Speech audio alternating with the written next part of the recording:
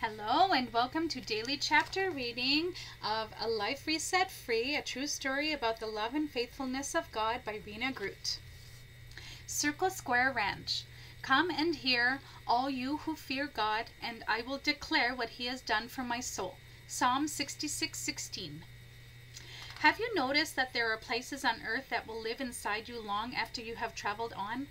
Sometimes you will find yourself among unfamiliar faces only to discover you have found forever friends. Circle Square Ranch is one of those places. I saw an advertisement on a Christian TV program called 100 Huntley Street asking people to volunteer at one of their camps for the summer. There were 10 ranches across Canada. The summer of 1981, John and I applied and we were accepted as volunteers at Circle Square Ranch in Halkirk, Alberta. We did not have children at this time, so we were free to be fully involved at the ranch. It was an incredible place. There was a teepee village for the younger campers with a petting zoo and playground. The older campers stayed at Western Town. It was the coolest place. The dorms looked like Old West storefronts. There was a town hall, bakery, Cooley Laundry, gunsmith, Wells Fargo, Express Post, law office, bank. Whoever came up with the idea to build the ranches to look like an Old West town had a genius idea. A Pony Express rider rode in almost daily to deliver mail. The counselors sent encouraging messages to their campers and each other by Pony Express. One summer, we celebrated happy unbirthdays among the staff daily. It was a challenge to find a gift to give each person. Sometimes we had secret friends and prayed secretly for a week for another staff member. It got kind of crazy. People were trying to outbless each other. One person gave their secret friend a $100 Bible. Another person gave their secret friend my stereo. Yes, you read that correctly. It was such a joyful, fun place to be. Skit night was loved by all. Some of the skits were so hilarious we laughed until we cried. Mark Lefebvre's Martian skit was hysterically funny. Mark tried to fight the enemy in his own strength, which of course came across as being impossible because Satan doesn't fight fair. John and I were famous for the heart skit. It was a mime set to music. The skit started off funny, but slowly turned more serious. Some of the skits, like the Heaven or Hell skit the staff produced, probably inspired a lot of campers to choose to follow Jesus. In the early years at the Halkirk Ranch, we had problems, more like a crisis, with the water. The ranch was built on the crest of a hill near a deep coulee, think small version of the Grand Canyon. The water issue was a surprising blessing. You are wondering how not being able to shower or wash your hair for a week could be a blessing? Well, there was a river close to the ranch. On Saturday afternoons, after the campers left, the staff went to the river. It was our communal bath place. Can you imagine how grateful we were for that river? I had the most wonderful smelling jojoba shampoo. Just imagine over 20 people standing in a river with jojoba smelling sudsy hands. Many people driving by understandably shared at us. There was a bridge there, and some of the braver ones loved to demonstrate their courage by leaping off it. Such awesome memories. One night during teen camp, there were around 100 people in the big teepee worshiping God. Someone began screaming. Their shrieking was actually louder than the 100 singing voices combined. I looked to see where the sounds were coming from and was startled at what I saw. A young lady was screaming with a look of complete terror on her face. The weird thing is a face appeared to be hovering over her face. This is kind of hard to explain. I could see both faces, but the hovering face looked like a grotesque cat face.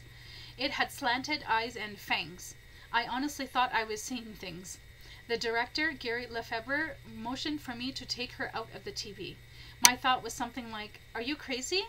As the screamer and I left the teepee, I grabbed a few other counselors.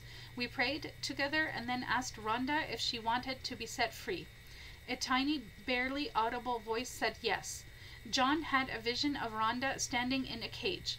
He told us there were bars all around her, but what she didn't realize was that the top was open. There was a way of escape. She only thought she was trapped. Rhonda told us she had been involved in the occult. Her grandmother had paid for her to come to the ranch, hoping God would touch her heart there. I think Grandma must have been fasting and praying for Rhonda. She agreed to go, thinking she would like to cause chaos at the ranch. We prayed, and John said he saw the bars fall flat. God set that precious young lady free. The last we heard of her, she had gone to Bible school. Her life was transformed. God is so amazing. At one point, I was asked to be on kitchen duty for a week. I asked God why. I grumbled as I stood to the sink watching campers and staff happily running by the window. I thought I should be with them. After all, I was a certified teacher. I had come to camp for the campers. Washing dishes was not what I had signed up for. God spoke to my heart then, and the basic message was, you have gone from teacher to dishwasher. I went from Lord of all creation, seated on the throne of the universe, to a helpless babe wrapped in rags in an animal's feeding trough. I apologized for my pride and complaining heart and asked Jesus to forgive me. All of a sudden, washing dishes and being a servant to these precious people seemed like an amazing privilege. Circle Square Ranch became a huge part of our lives. We had no idea that would be our summer for years to come. We loved it. All the staff were given quirky names like Bambi, a beautiful girl with huge eyes, and Roper, who was famous for his calf roping skills. Because John had longish hair and a beard, it was decided that his name would be John the Baptist, or JB for short. When John the Baptist baptized Jesus, a dove appeared, so it was decided my camp name would be Dove. After a few weeks, people did not know anyone's real names anymore. I still get messages addressed to Dove. At one point, Bernie Doan, the new director, called and invited us to be on permanent staff in Halkirk, Alberta. This next part is quite surprising. This is not being told to you to be boastful, but to express my amazement that God made us such an integral part of the ranch. Bernie said he asked his children of all the staff that had ever been at the ranch, who did they think should be invited to be on permanent staff. Surprisingly, they unanimously said JB and Dove. We had just started leading the youth at our church in British Columbia when we were invited to be on staff, so we sadly told Bernie it was not possible. After we said no, we agonized over whether we had made a mistake. I remember lying in bed one night after a month later while John and I sadly discussed how we thought we had missed God. John called Bernie to say we would come after all. Unfortunately, Bernie had already called someone else and they had accepted. Bernie suggested we call 100 Huntley Street to see if any other Circle Square ranches were looking for staff. The Manitoba Ranch invited us to fly out to meet their staff and to see if we would be a fit there. I was expecting a baby and almost was not allowed on the plane as it looked like I was due any moment. I had to phone my doctor and have him send a memo to the Vancouver airport that I was really only 6 months pregnant. We almost missed our flight.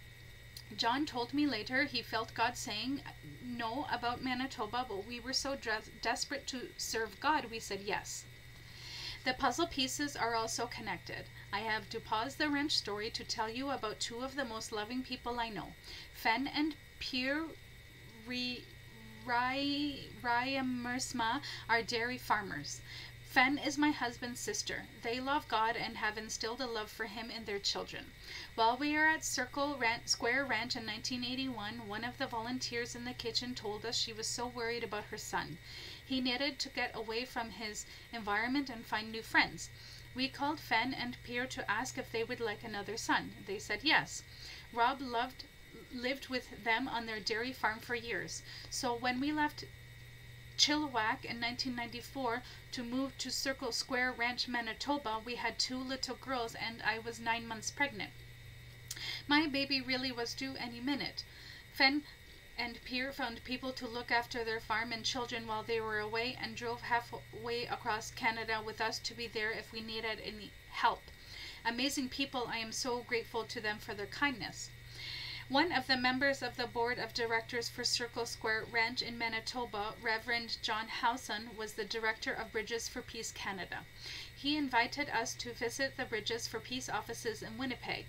This began a love affair with Bridges for Peace that has continued to this day.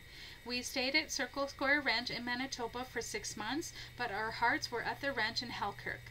John called the director, and Bernie said amazingly the operations manager position was open. We drove through a blizzard in November with our 2 little girls and our baby to get to Halkirk. For the next 2 years, John was so busy at the ranch operations manager we barely saw him.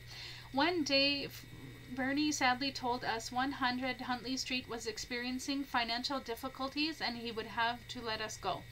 We moved to Stettler, and John began double Dutch contracting with Etienne Brugman, the ranch's program director, who was also asked to leave.